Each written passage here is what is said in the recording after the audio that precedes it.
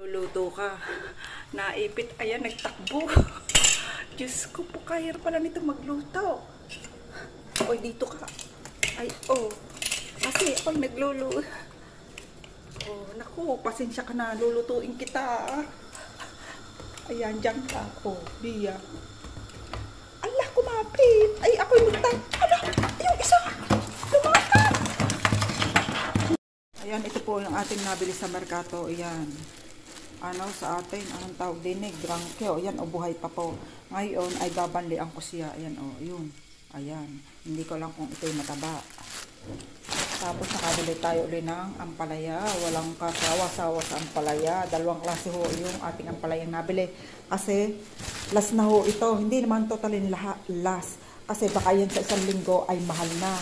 At nakabili tayo ng 1 kilo mahigit na okra. Ayan. 5 euro ang okra. Sa susunod, ang mahal na niya. Kaya ako bumili na dinagdagan ko na, pinapili ko talaga yung, ano, yung, hindi naman bago, yung matigas pa. Medyo bago-bago pa. Kasi sabi ko sa kanya, yung binili ko noong 1 linggo ay, hindi kasi nung maganda. Malambot na. Pero nilagay ko sa lahat sa freezer. Kaya sinabi ko kay Mr. kung may paglalagyan, bahala na raw. Tinawag ko ngayon eh. Ito ay babalian natin at saka natin lulutuin pag uwi. Yan, salamat po sa panonood. Ito ng tanghalian ay aray, pinaiinitan ko lang sa gabi. Dinisipitin mo aray. Nako. Ay, dali. Kumapit ka. Hindi ako madali.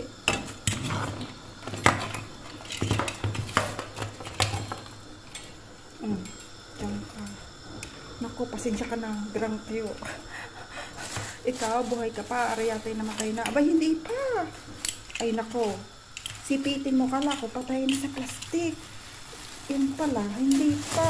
Kasi sa ilalim ko inilagay. At ako bumili ng gulay. Ay, sa ilalim ko talaga siya inilagay. Para ka ako. Ay, nako. Ayan, nagtakbuhan ho. Dinig ka. Ay tayo magpapakain ng amo. Masusunog ang ating niluluto. Dinig ka ho. Kapit. Ay nako. Dito ka. Butit ako hindi na nasipit kanina. Ano. Dito ka. Kanina, muntik na akong nasipit ng isa. Ayan o. Ayun o. Tanyong nasipit na. Padining isa, kunwari siya buhay. Ay, kunwari siya patay. Kaya pala sabi ng binilhan ko, pwede pa hanggang bukas. Hindi pala, oo nga, kahit siya nasa plastic. Uy, nagdumihin ang kusina ng aking amo. Hindi nakainit ang aking amo. Mura lang aray at 10 lang ang kilo. Diyan ka. Oh, diyan ka. Ayun. Ay, nakatapos din. 10 lang ang kilo. 1 kilo rin mahigit. Ayan. O, sige. Ang tapang mo. Naninipit pa. Ito na po yung ating finished product ng ating niluto. Kain po kayo. Magandang araw po sa inyong lahat. Ito po yung ating lulutuin. Banli na po are. May okra. Ito yung aking version ng pagluluto. May sili po tayo.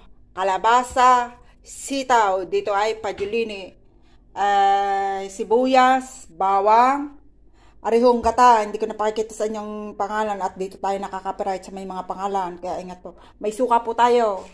Tapos yan o, maglalagay tayo ng kaunting olive oil. Po yung sibuyas at bawang, i-golden brown lang po natin. Ilalagay ko na po aring dalawang gata. Lagay ko na po yung yung ating gata, dalawang lata. Lalagay ako ng kaunting bechin, kaunting nor powder, sa kutsarita po din. Kaunting asin, bahala na po kayo. Pulo na po yung ating gata. Ilalagay ko na po itong ating gulay. Pagsasabay-sabayin ko na po siya. Ayan. At naglagay po ako dito ng okra, siling malaki na maanghang. Yan. Lutuin natin sa siguro mga 20 minutes. Ito na po yung ating mga gulay. Ilalagay ko naman tong ating crabs. Hindi ko na po siya pinutol-putol. Ngayon, may isa kong pinutol. Tinignan ko siya mataba. Medyo madilaw. Ewan ko lang yung iba. Ilubog natin at sa mga 5 minutes, okay na to. Update ko po kayo maya. Ngayon, titikman naman natin kung tama po yung ating inilagay dahil luto na po siya. Oh, sarap. Panama ang lasa. Kapit ang anghang. Maglalagay po ako ng suka. Pang iwas pong panis. Pakuluin po natin bago po natin uli haluin. Yan, ito na po yung ating finished product ng ating nilutong crabs. Yan, salamat po sa inyong panunood. God bless po. Bye-bye.